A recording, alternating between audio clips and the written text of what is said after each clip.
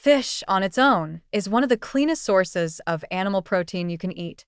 Whether it's salmon, cod, tilapia, or mackerel, most fish are naturally low in saturated fat, high in heart-healthy omega-3s, and rich in key nutrients like selenium, iodine, and vitamin D. For people trying to eat lighter, reduce inflammation, or improve cardiovascular health, fish, especially when grilled, baked, or steamed, is a no-brainer.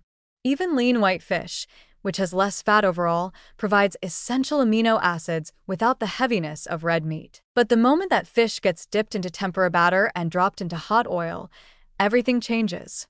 What started as a healthy, light meal becomes a deceptively heavy dish loaded with refined carbs, oxidized fats, and excess calories. It's not just the fish anymore. It's the frying process that silently undoes the benefits. Tempura has a reputation for being a light batter. It's crispy, airy, and not as heavy as traditional American-style breading, which makes it feel less greasy. But that lightness is misleading. It's still deep-fried in oil, often vegetable oil that's reused across multiple batches, heated to extremely high temperatures. That kind of cooking doesn't just make the food oily, it chemically alters the fats, producing compounds like aldehydes and acrylamides, which are associated with increased cancer risk and cellular inflammation. Once the oil breaks down and oxidizes, it becomes something the human body doesn't handle well, contributing to free radical damage, insulin resistance, and artery-clogging fat storage. And let's talk about the batter itself. It's not just flour and water. Most tempura batters include white flour, cornstarch, and sometimes baking powder or even sugar to enhance crispiness. These refined carbohydrates spike blood sugar quickly, especially when the fiber and fat content from the fish gets overwhelmed by the volume of carbs and frying oil. You're taking a high-protein, low-carb food and drowning it in processed starch, only to then soak it in oil. In terms of your body's metabolic response, this is the exact opposite of clean eating. A small serving of tempura fish might not seem excessive, but it adds up fast. A couple of battered fillets can contain 400 to 600 calories, depending on the size and oil absorption, and that's before you add dipping sauces or sides like tempura vegetables, rice, or noodles. It's a stealth calorie load that leaves you feeling full for the wrong reasons, because of grease and starch, not nutrients or fiber. Worse, these foods are engineered to go down easy. The crunch of the tempura shell, the warm softness of the fish, the salty, umami-rich dipping sauce, these sensory elements are designed to be addictive.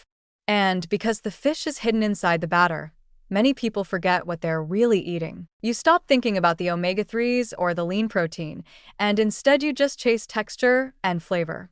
And that's exactly the point. It's indulgence disguised as elegance. You think you're making a healthy choice by ordering fish, but the preparation technique turns it into a metabolic trap. Let's also not ignore the sodium. Between the batter, the dipping sauce, and the oil itself, often salted or flavored, you're looking at 800 to 1,200 milligrams of sodium in a single meal. That kind of salt load, combined with fried fats and refined starch, creates the perfect storm for water retention, blood pressure spikes, and increased risk for heart disease over time, especially when eaten regularly. There's a psychological trap here too.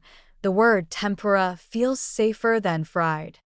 It's associated with Japanese cuisine, which carries the health halo of minimalism, seafood, and balance. But tempura is still deep-fried food, no different in principle than fried chicken or fish and chips.